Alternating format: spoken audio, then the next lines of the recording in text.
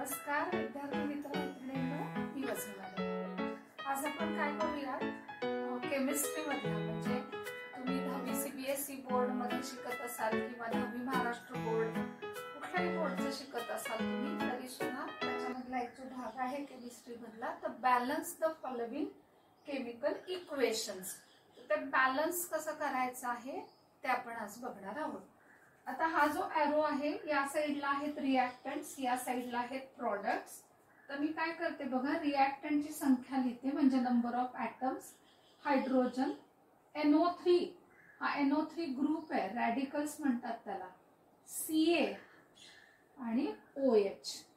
तर हायड्रोजन एक आहे, NO3 एक आहे, कॅल्शियम एक आहे आणि OH म्हणजे हायड्रॉक्साइड ग्रुप आहे ते आहेत 2।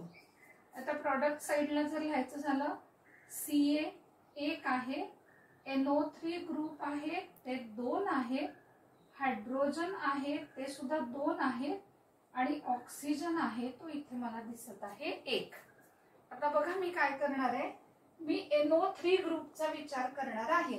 रिएक्टंट साइडला NO3 ग्रुप आहे 1 आणि प्रोडक्ट साइडला आहे 2, म्हणून मी काय करते, हा जो HNO3 आहे याला मी 2 ने मल्टिप्लाय करते किंवा याच्या बाहेर 2 लिहिते। याचा अर्थ काय होतो, हायड्रोजन 2 आणि NO3 सुद्धा झाले 2। आता असं जर बघितलं तर इथे दिसतंय आपल्याला NO3 2 झाले बॅलन्स, कॅल्शियम 1 आहे, इकडे पण 1 आहे, इकडे पण 1 आहे, NO3 ग्रुप इकडे 2 आहे, तिकडे पण 2 आहे, इकडे हायड्रोजन आले 2 आणि इकडे हायड्रोजन आले 2। तर आपला असं वाटतं किंवा असं गैरसमज झाला की हे बॅलन्स झालेलं आहे, पण इकडे जर बघितलं तर आता काय दिसतंय बघा, इथे हायड्रोजन हा OH ग्रुप, याच्यातले हायड्रोजन 2 आणि हा 1 हायड्रोजन म्हणजे असे 3 हायड्रोजन आहेत। आणि आता आपण हे जे काही बॅलन्स केलेलं आहे याच्यानुसार आपल्याकडचा जो ऑक्सिजन आहे तो ऑक्सिजन येतो आहे, एकच ऑक्सिजन येतो आहे, बरोबर।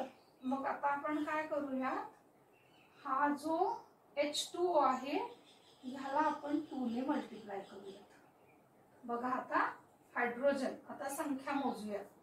इथे हायड्रोजनची संख्या जर मोजायची झाली तर हे 2 आणि हे 2 असे झाले 4 हायड्रोजन, NO3 ग्रुप आहेत ते 2 आहेत, कॅल्शियम 1 आहे, बॅलन्स्ड आहे आणि OH ग्रुप 2।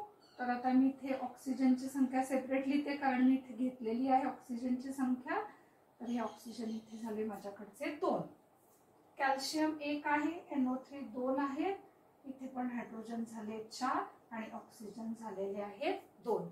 तर अशा प्रकारे कुठलंही केमिकल इक्वेशन जे आहे ते इक्वेशन तुम्ही बॅलन्स करू शकता। तर अशा प्रकारे दररोज आपण बघणार आहोत की केमिकल इक्वेशन बॅलन्स कसं करायचंय। तर विद्यार्थी मित्र-मैत्रिणींनो, जर का तुम्हाला व्हिडिओ आवडला तर जरूर लाईक करा, शेअर करा आणि चॅनल सबस्क्राईब करा। Thank you very much.